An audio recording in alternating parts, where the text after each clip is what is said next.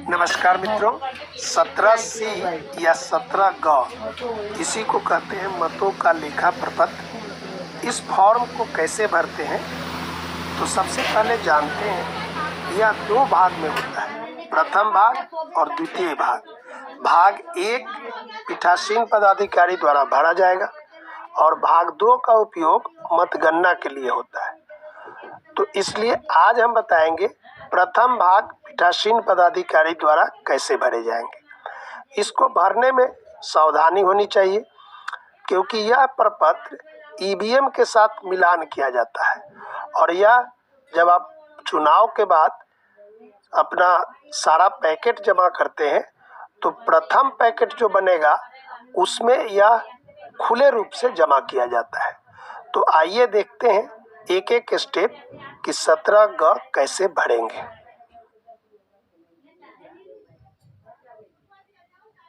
यहाँ पर जो संख्या और जगह दी गई है वो मात्र उदाहरण है।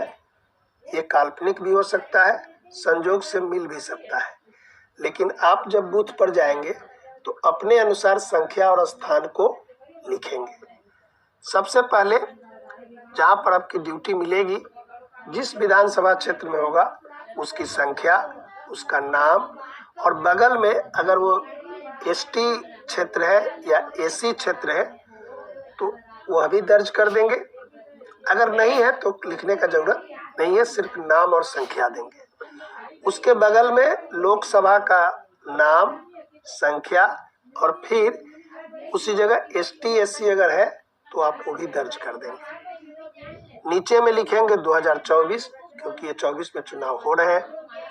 मतदान केंद्र का संख्या, जिस बूथ पर जाएंगे उसका संख्या देंगे और बगल में जहां पर मतदान केंद्र है उस जगह का नाम लिखेंगे। जैसे यहाँ लिखा गया प्राथमिक विद्यालय टेंगधुआ, सामान्यतः स्कूल में ही होता है तो यहाँ स्कूल का नाम लिखेंगे। अगर पूर्वी, पश्चिमी या उत्तरी, दक्षिणी है तो वह भी दर्ज कर देंगे। उसके नीचे में जो आपको 3 मशीन मिला है उसमें पहला कंट्रोल यूनिट का नंबर देंगे, बैलेट यूनिट का नंबर देंगे, वीवीपैट का नंबर देंगे। वो आपको मिलेगा, एड्रेस टैग में होता है, उसको देखकर भर लीजिएगा। 1 नंबर में है, देखिए यहाँ से ध्यान से पढ़िए कि मतदान केंद्र के लिए नियत निर्वाचकों की कुल संख्या। तो जितना आपका वोटर लिस्ट में संख्या है वह और प्लस ईडीसी, यदि ईडीसी मतदाता आएंगे तो नाम एक्स्ट्रा होता है, इसलिए 625 जोड़ 5 हम लिख दिए। अगर ईडीसी नहीं होगा तो आपका संख्या सिर्फ 625, यानी जो आपका कुल वोटर लिस्ट में नाम है वही होगा। समझ गए? आगे बढ़ते हैं। मतदाता रजिस्टर में जो कुल नाम दर्ज हुआ यहाँ पर 527 है।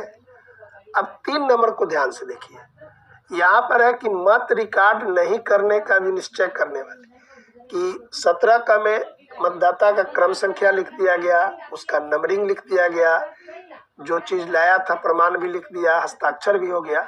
उसके बाद वो मत देने से इनकार किया तो हम रिमार्क में लिख देते हैं कि मत देने से इनकार किया।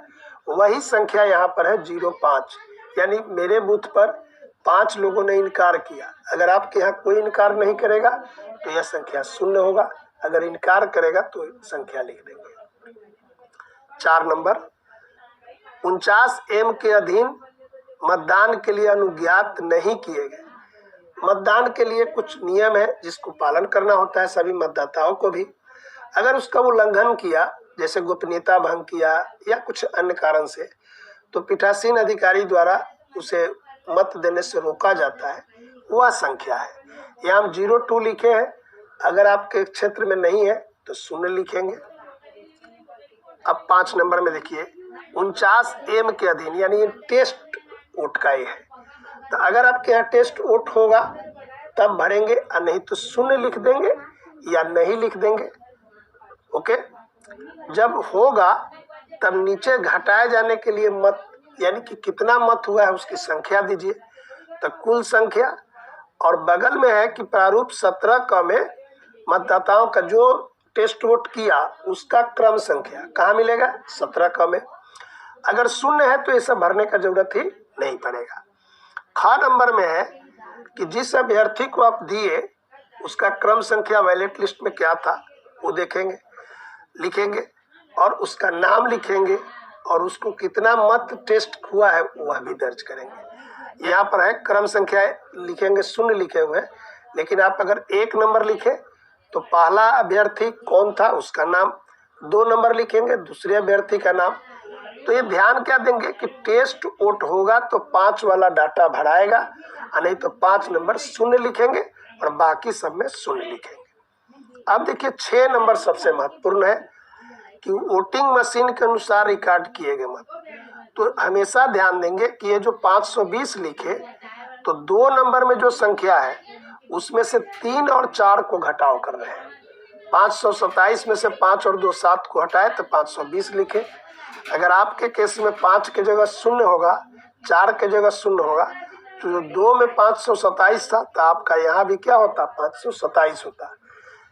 तो याद रहेगा ना कि 6 में किसको लिखेंगे, 2 में जो संख्या है उसमें से 3 और 4 को घटाव करके लिखेंगे।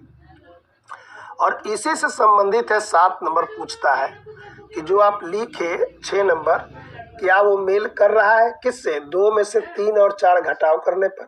तो हमने लिख दिया कि मेल करती है। अगर आपका इसमें कोई गड़बड़ी नहीं होगा तो मेल जरूर करेगा, इसलिए यहाँ पर हम लोग लिखेंगे मेल का। 8 नंबर में है कि उन मतदाताओं की संख्या जिसका टेंडर निवेदित पत्र यानी कि टेंडर वोट जिसको मिलता है उसके बारे में। तो यहाँ पर टेंडर मत पत्र कितने मिलते हैं, 20, सब लोग जानते हैं। तो यहाँ हम लिख दिए कि प्रयोग के लिए प्राप्त 20 और उस बैलेट का क्रम संख्या देना है। हम तो यहाँ लिखे 100, 100, 120 तक, लेकिन आपका जो क्रम होगा उसको लिखिएगा। नीचे है कि निर्वाचकों को जारी किया गया टेंडर वोट पड़ेगा तो संख्या देंगे, लेकिन हम लिखते हैं 0 यानी टेंडर वोट नहीं पड़ा। तो नीचे है अप्रयुक्त यानी वापस। तो अगर हम 20 लिए और कोई उपयोग नहीं हुआ तो 20 वापस किए। अगर आपके यहाँ होगा तो 20 यहाँ, अगर 1 होगा यहाँ 0 की जगह तो आप नीचे 19 लिखेंगे।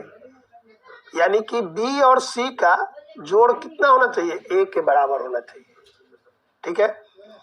अब नीचे देखिए यहाँ पर है पेपर सीलों का लेखा क्रम संख्या। तो जितना मिला प्रदाय की गई प्रयोग हेतु पेपर सील, सामान्यतः 3 लिखे हैं, आपको जितना मिलेगा उतना लिखेंगे। 3 या 4 ही मिलता है, उसका क्रम संख्या लिखिएगा। यहाँ पर हम लिखे हैं काल्पनिक है 12 ए, आपका जो होगा वो लिखेंगे। और देखिए दाहिने साइड में 1 2 3 इस तरह है, तो ये है मतदान अभिकर्ता का संख्या 1 2 3, जितना मतदान एजेंट होगा उसका हस्ताक्षर भी यहाँ करा लेना है। समझ गए। 2 नंबर में है कि कितना प्रयुक्त हुआ, तो 1 मशीन मिलेगा तो 1 प्रयुक्त होगा। अगर किसी कारण से खराब हो गया मशीन तो 2 भी हो सकता है। हम यहाँ पर 1 लिखे हैं और 1 का क्रम संख्या लिखे हैं। तो अगर 1 CU यानी कंट्रोल यूनिट होगा तो 1 होगा, अगर 2 होगा तो 2 यूज होगा। तो हम 1 यूज कर लिए तो बचा कितना, 2। तो 3 नंबर में वही देना है कि जो रिटर्निंग अफसर को हम वापस कर रहे हैं, तो 1 उपयोग में किए और कुल संख्या 2 और उसी का क्रम संख्या। यहाँ जो 3 लिखा हुआ है 3 मतदान अभिकर्ता का हस्ताक्षर कराना है, ध्यान रखिएगा। 4 नंबर में है क्षतिग्रस्त पेपर सील, यानी कोई पेपर सील फट गया तो उसकी संख्या देंगे। हम यहाँ 0 लिखे हैं इसलिए क्रम संख्या काट दिए हैं। अगर आप संख्या देंगे तो यहाँ क्रम संख्या भी लिखेंगे। उसके नीचे आएंगे तो जहाँ पर आपका बूथ था उसका स्थान, उसके नीचे जिस दिन मतदान हुआ वो तारीख देंगे, उसके नीचे पीठासीन अधिकारी हस्ताक्षर करेंगे और मतदान केंद्र संख्या लिखेंगे। और जो डिस्टिंग्विश मार्क मतदान केंद्र संख्या का मुहर होता है उसको भी लगा देंगे। यहाँ पर नीचे बढ़िए तो भाग 2 में गणना परिणाम से संबंधित है, इसलिए भाग 2 नहीं भरना है। इस 17 ग को आप 1-2 बार भरेंगे तो बहुत आसानी से भर सकते हैं। अगला वीडियो पीठासीन अधिकारी घोषणा पत्र कैसे भरते हैं उसको बताएंगे।